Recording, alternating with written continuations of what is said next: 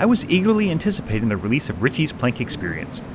It's one of the handful of VR games that has its own series of viral videos showing people screaming and flailing as they simply walked on a board on the floor. Needless to say, as an unapologetic mischief maker, I was thrilled at the prospect of terrifying my loved ones. Not only that, Mrs. Des, someone who previously showed no interest in VR and is notoriously scared of heights, was totally on board with giving it a try. More on how that went later.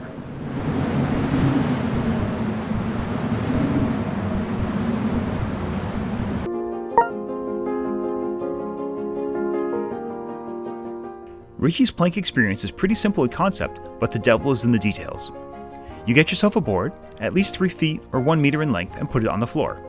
Then, using a combination of the in-game setup and peeking out of your headset, you line up the board in the real world with its virtual counterpart, leaving yourself another meter or so behind you to make room for the elevator. I ended up having to move my couch. The developers also recommend placing one end of the board on a book or something solid, and the other end on foam or pillows to give it a little bounce. Once you've rearranged the furniture, the fun begins. You start at the ground floor of a skyscraper out on the sidewalk with an open elevator behind you. The only way to move is to actually move in real life, or to use the trigger buttons to move forward or backwards. There's no turning or so on. But that's not what this is about. You slide back into the elevator, hit the plank button, and then wait patiently as you ride to the upper floors. The doors open, and then you have your plank lovingly recreated in VR, hanging out over the city. Then all you have to do is walk the plank. This is where we have to talk about the audience for this game. If you have little to no fear of heights and a lot of experience in VR, you'll get a brief moment of, huh, that's neat, and maybe even a little charge if and when you fall, but that's it. If you're afraid of heights or inexperienced with VR, you'll have a very intense experience for a few minutes, and it will be a lot of fun for others to watch. If you're absolutely terrified of heights, you won't even be able to open your eyes in the elevator, and the people in the room will feel bad and ashamed that they put you through this. Which is where I found myself the night Mrs. Des tried it out. When the elevator doors opened, she screamed and froze. All right, whenever you're ready. Oh, I don't think I can. I had totally underestimated the effect it would have on her, so I wasn't even ready with the camera. After a few moments, she was able to get on the plank and walk, with her eyes closed, to the end. She got to the end chanting, "It's not real, it's not real, it's not real," the entire time. It's not real, it's not real, it's not real. Oh my god, it's not real. Until she was able to open her eyes and got used to it.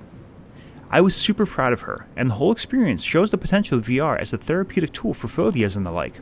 But once the user has gotten used to the novelty of the situation, that's pretty much it. There's not a lot of reason for repeat play. In fact, Mrs. Des was saying that there should be even more options. What if they could make the plank clear? Or what if there was a random velociraptor attack?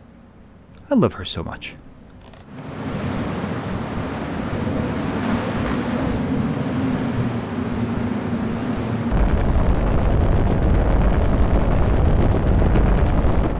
Recognizing this limitation, the developers have added on a new level called the Fire Deck, in which your DualShock 4 and Move controllers turn into a combo jetpack fire extinguisher that lets you fly around the city and put out a series of rooftop fires. The jetpack is surprisingly intuitive, and within a few moments you're able to zip around the city and land on the proverbial dime, which is good, because there's only really a few minutes of gameplay here. After putting out a handful of fires, a message pops up telling you that you put out all the fires, and that's it. You're free to continue flying around the very small city if you wish, but there's nothing new to discover. Again, if you're new to VR, this is a great way to experience the sensation of flying, but it's not a game.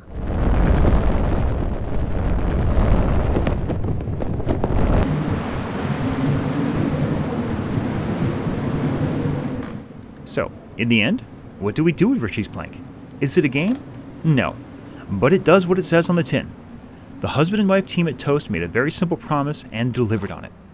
If you're afraid of heights, it's an incredibly intense and unforgettable experience. There's a lot of fun to be had watching other people and laughing at their absolutely real reactions to hanging out over a virtual ledge. But as a solo experience for a seasoned VR gamer, there's really not a lot here.